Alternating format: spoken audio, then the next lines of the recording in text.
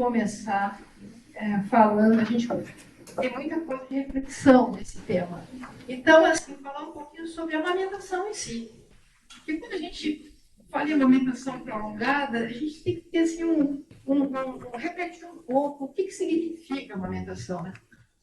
Bom, vamos ver. A amamentação, gente, ela evoluiu muito ao longo de milhões de anos, né? E ela é uma interação multifacetada, com a função de atender às necessidades biológicas e psicossociais do filhote, aumentando seu bem-estar, chances de sobrevivência, e saber que um bebê, quando mama no peito, não está simplesmente recebendo uma refeição.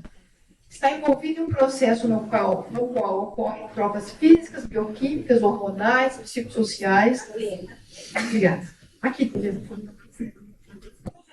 para transferências de nutrientes necessários, bem como a construção de um vínculo psicossocial duradouro entre mãe e bebê, e está intensamente envolvido em um diálogo biológico, dinâmico e bidirecional, beneficiando tanto a mãe tanto o bebê quanto a sua mãe. Essa foi uma revisão muito boa desse pesquisador, Kaiju, como fala, em 2011, que eu achei muitíssimo interessante quando ele fez esse resumo sobre a amamentação.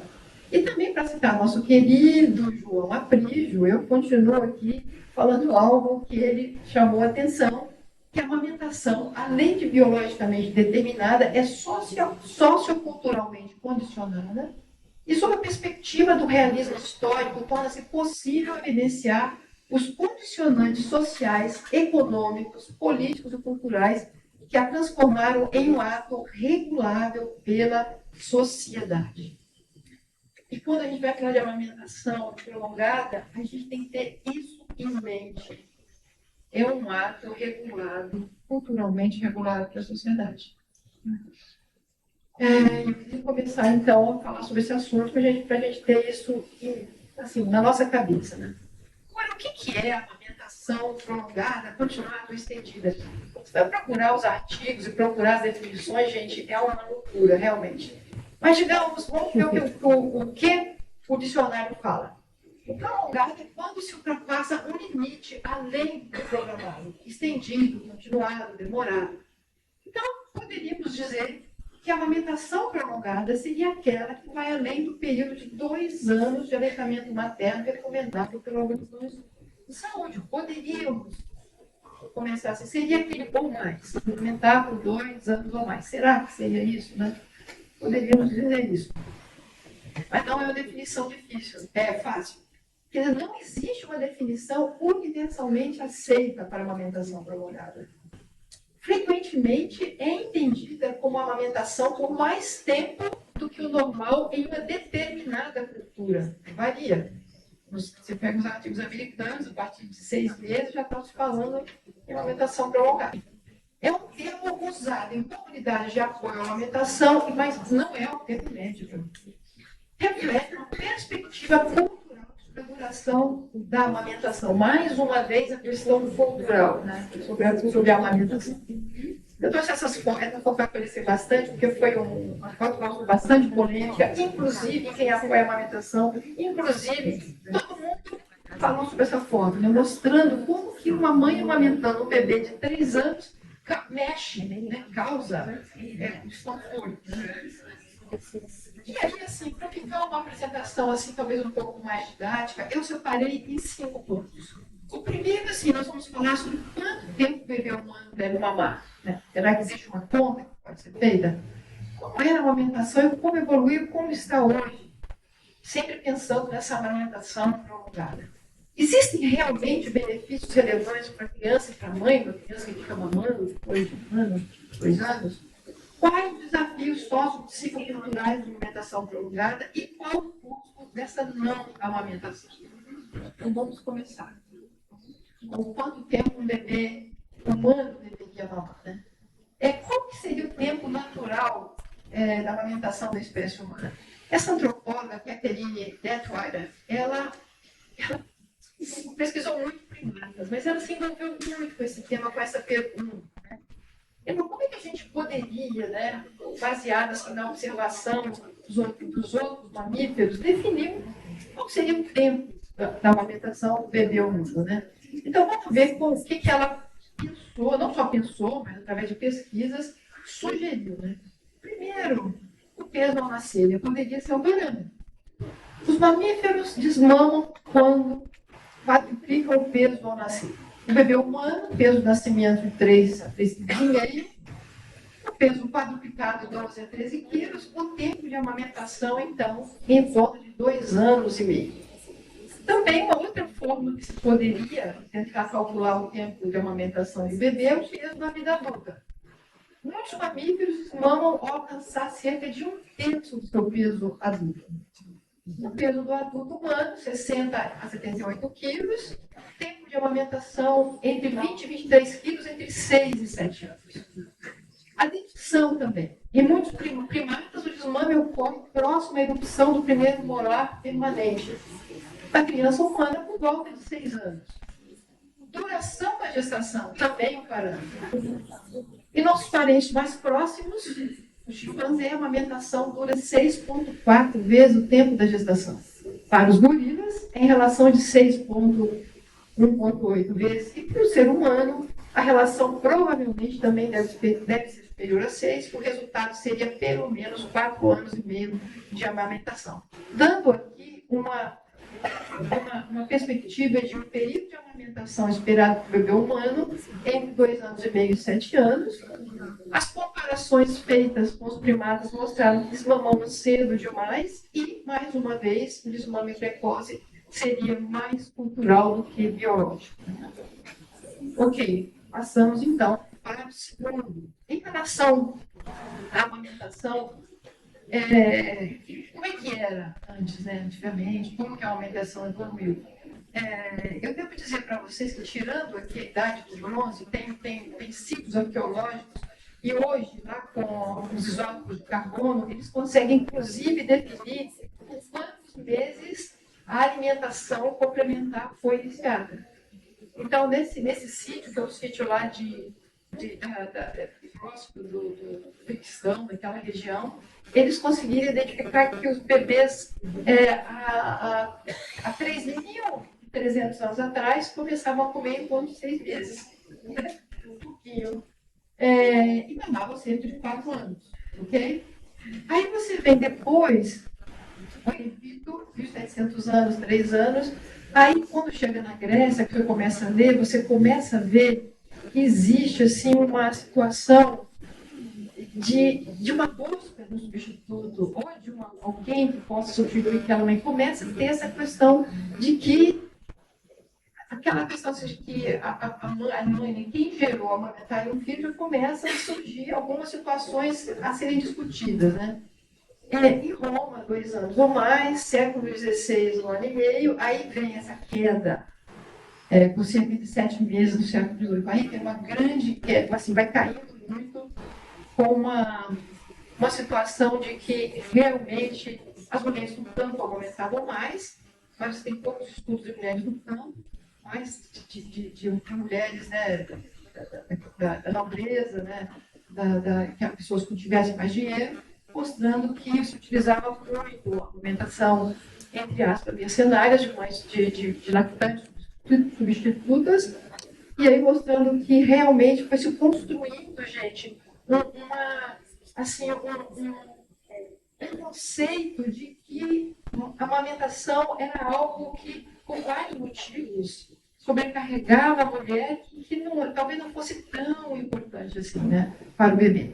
Aí você tem, no século XIX, a teoria higienista se fortalecendo muito mesmo, e aí a amamentação de aluguel na Europa caiu muito e começou-se, então, o aumento da amamentação com população lácteas, né?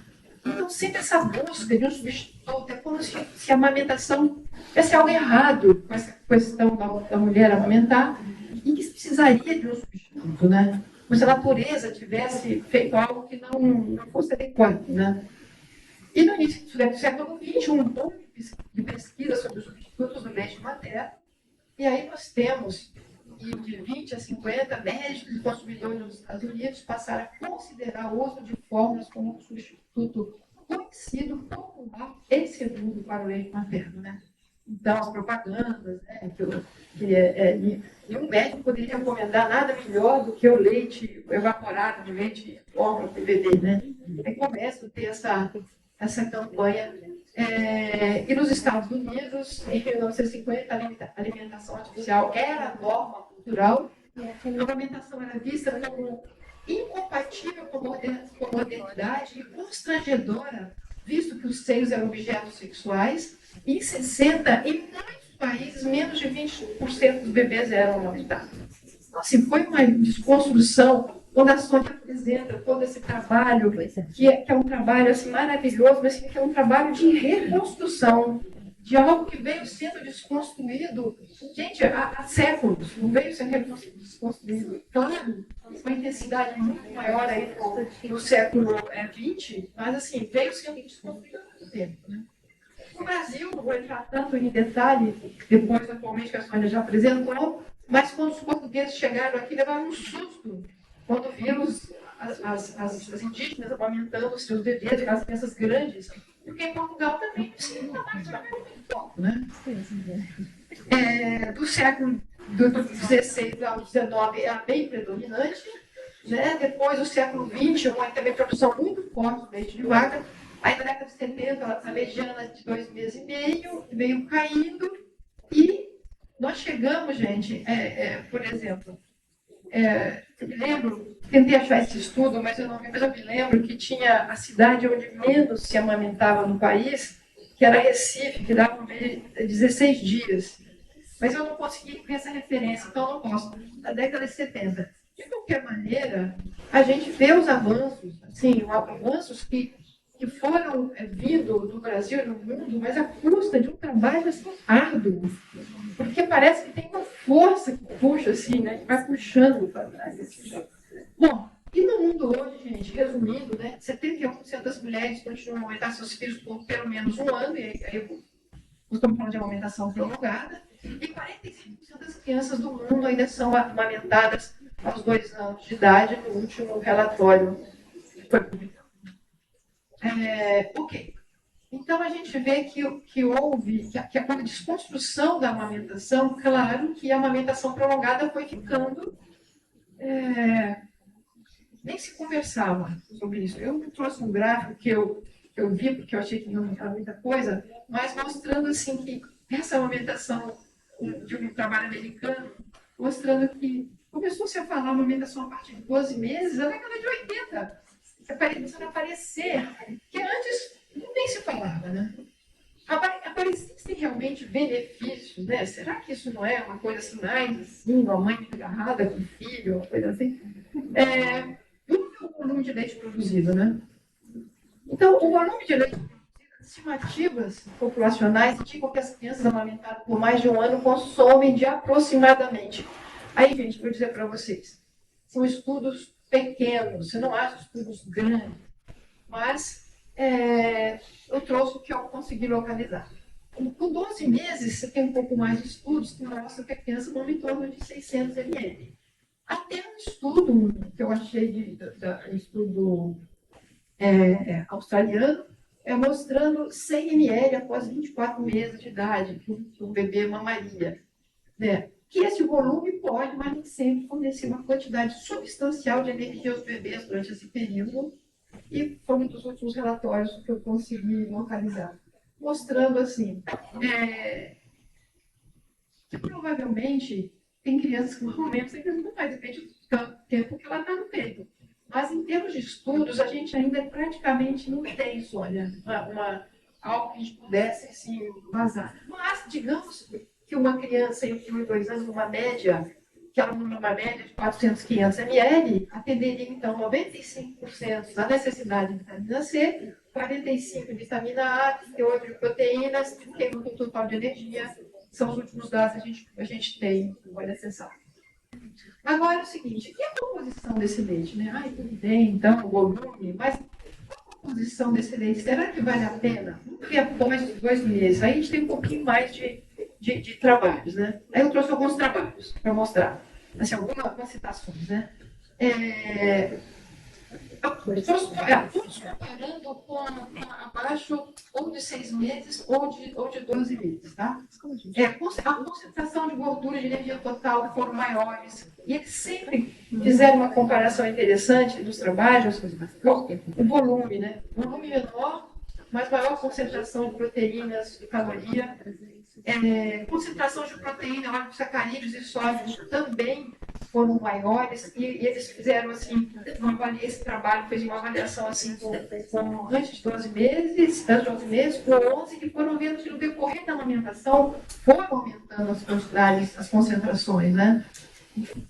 Aos 18 meses, as concentrações de proteínas e lipídios também foram maiores do que antes de 12 meses. Entre 7 e 25 meses, concentração de zinco, cálcio, vitamina B6, vitamina C, magnésio, também ficaram entre 7 e 18 meses ficaram elevadas, e a partir de 18 meses, então, começaram a diminuir.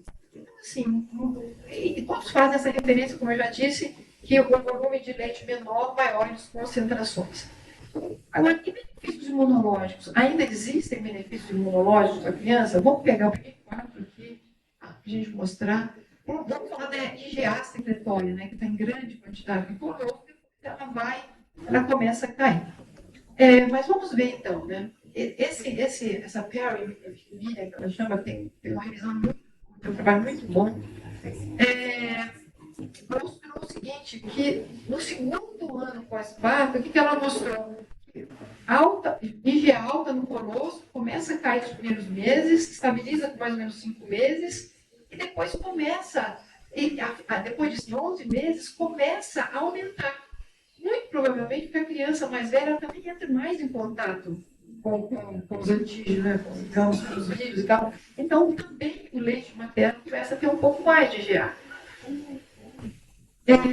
Também, né, a IgA aumentada, esse outro trabalho foi mostrado, né, depois do ano, até 18 meses, depois até 24 meses, também mostrando IgA mais aumentada. E uma correlação positiva entre a duração da lactação e a constituição de IgA também foi mostrado nesses 3 trabalhos que eu consegui localizar. Mostrando, então, sim, então existem benefícios imunológicos. A lisozima também, esse é um trabalho muito interessante. A lisozima, ela também é um pouco mais alta no início, depois ela estabiliza, cai um pouco no segundo semestre. Agora, entre 11 e 17 meses, ela vai aumentando com uma velocidade impressionante. O trabalho terminou em 17 meses, mas mais ou menos 10,2% de variação mensal, né?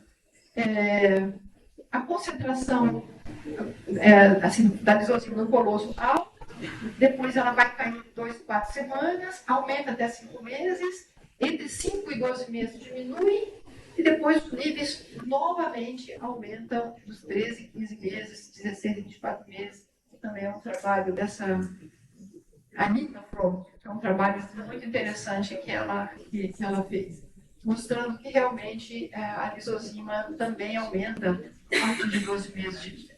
A lactoferrina, mesmo processo, no início da lactação às vezes vai diminuindo, depois começa a aumentar também 9,7 ao mês, e também vai mostrando que também as concentrações elas vão aumentando. Então, gente, mostrando que sim, existem benefícios imunológicos. A criança, então, não é à toa que a gente depois vê o benefício. A questão clínica vê que a criança está mais protegida, né? Agora, realmente pensando nas questões mais clínicas, existem ainda, assim, quer dizer, os benefícios, eles têm algum impacto, né? Eu trouxe, esse é o próprio artigo daquela Anita Fromm que eu estava citando antes. Ela fez uma coisa muito interessante, né? Ela dividiu por evidências, né? Essas evidências aqui são limitadas, quer dizer, limitadas não porque não mostram evidências, mas às vezes são artigos menores, com N menor, então não dá para afirmar 100%, né? Mostram benefícios, mas as evidências são mais limitadas. Esse aqui são provavelmente, se a gente pegar, por exemplo, as doenças aqui, as doenças que ele mostra aqui, por exemplo, pressão sanguínea, hipertensão, malária, doença, síndrome metabólica, saúde oral, otite média, muito provavelmente a amamentação a partir de 12 meses ela impacta. O que ela, são poucas, digamos assim, evidências, né? Em artrite, doença celíaca, a questão dos tumores neurológicos, morte súbita, diabetes tipo 2. Tem evidências menos robustas. E muitas evidências nas doenças alérgicas, no desenvolvimento cognitivo, nas infecções, doenças inflamatórias do intestino, da leucemia. Baixo, não estou conseguindo ler. Ganho de peso adequado. Então, assim, ela fez, admitiu, e eu peguei aqui para mostrar para vocês as evidências mais robustas, né? As evidências mais robustas. Então, assim, quando a gente fala de alergias, né, quando a gente. Oxe! Sei que nós estamos atrasados, mas. Não estamos não, Nina, tá tudo bem. Tá tudo bem? Tá tudo bem. Tá. Então, aqui, eu vou falando das alergias. Eu trouxe alguns estudos assim, que eles são estudos assim, que tem um N bom, sabe? Pra gente ver, né? Então, plano de eczema, rinite, sibilância, alergia alimentar, asma, rinite, mostrando que o risco da criança apresentar essas alergias, ele cai muito se a criança recebe leite humano, é amamentada após 12 meses. Desculpa, deixa eu voltar aqui. Esses estudos mostraram crianças mamadas acima de 6 meses. Acima de 6 meses, senão é difícil achar. Agora, esses aqui já mostraram crianças mais velhas, no estudo de asma. Tá vendo? Mostraram crianças que estavam mamando de 10 a 14 meses, depois até 19 meses. E esse aqui mais 12 meses. Ok? Nem sempre a gente vai ter, porque eu disse para vocês, alguns estudos americanos, principalmente, eles já começam a considerar uma amamentação mais prolongada depois de 6 meses. As outras doenças, gente, também aqui nós temos um pouco mais acima de 12 meses, comparando com 6 meses, 12 meses, que são doenças de Crohn, obesidade, hospitalização, câncer hematológico, QI, mostrando o resultado positivo para todas essas doenças. E aqui eu estou mostrando para vocês, são doenças que muito convincentes, muito robustas. E para as mulheres, o que não poderia deixar de ser, as mulheres que amamentaram por mais de 12 meses têm menor incidência de diabetes, hipertensão, hiperlipidemia e doenças cardiovasculares do que aquelas que não fizeram. E esse praticamente todo mundo que fala sobre câncer de mama utiliza esse estudo. Foram mais de 50 mil mulheres que tiveram câncer de mama, mostrando que para cada 12 meses de amamentação, ela diminuiu 4,3% da incidência de câncer de mama invasivo. Então, realmente mostrando que amamentar, se a gente puder resumir, amamentar acima de 12 meses tem um impacto grande para a mãe e para o bebê. Bom, agora vamos falar uma coisa que é um pouco mais digamos, desafiadora, que é os desafios sociopsiculturais da amamentação prolongada. Vamos lá. Quais os fatores, gente, que impactam a amamentação prolongada, né?